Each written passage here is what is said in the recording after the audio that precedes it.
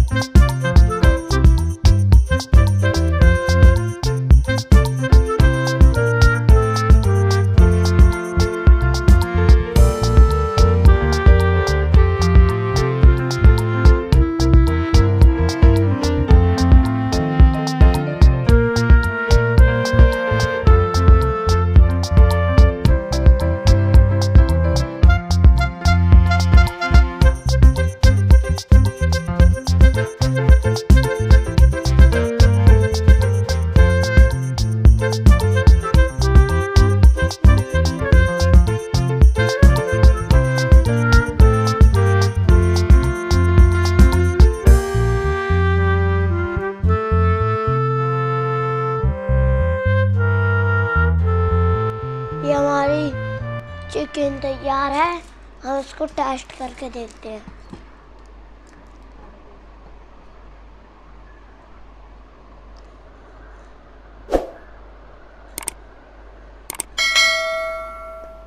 बढ़िया,